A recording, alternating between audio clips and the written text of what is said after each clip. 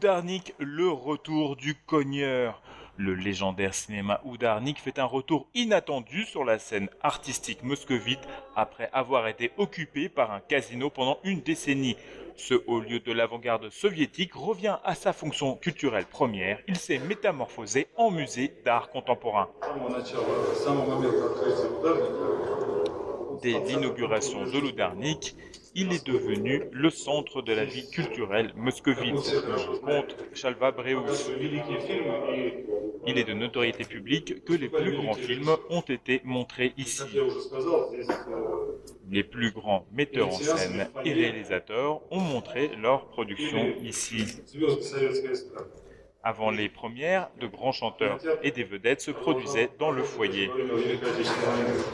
Ce cinéma n'a cessé de fonctionner même aux heures les plus noires de la Deuxième Guerre mondiale. Mais dans les années 90, l'Oudarnik a été rayé de la vie culturelle moscovite.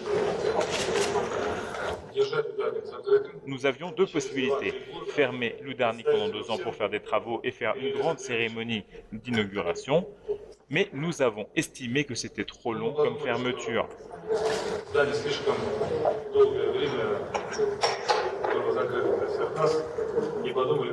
C'est pourquoi nous avons décidé que parallèlement aux études sur la reconstruction, c'est-à-dire le choix des consultants, du bureau d'études et du développeur, ce qui est une étape clé, pendant tout ce temps de préparation, l'Oudarnik continuera à fonctionner.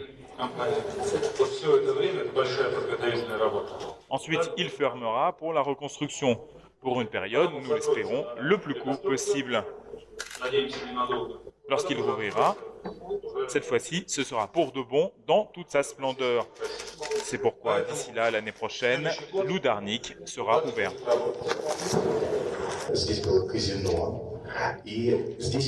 Auparavant, l'Oudarnik était un casino. Désormais, ce sera un musée d'art contemporain. Cette métamorphose du cinéma en casino puis en musée est en partie devenue l'un des thèmes de l'exposition.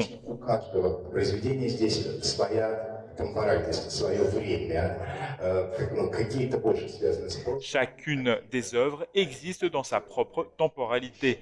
Certaines sont liées plutôt au passé, d'autres au modernisme, d'autres enfin sont liées à des problématiques actuelles.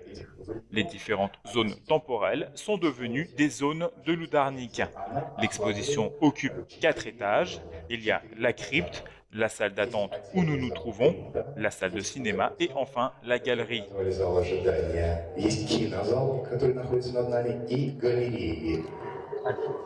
Shalva Breus nous explique que les archétypes représentés ici sont des formes que prend la peur dans nos vies, particulièrement les peurs qui dominaient l'après-guerre. L'exposition consiste en une sélection de travaux dont le meilleur recevra le prix Kandinsky 2012 après délibération du jury au début décembre.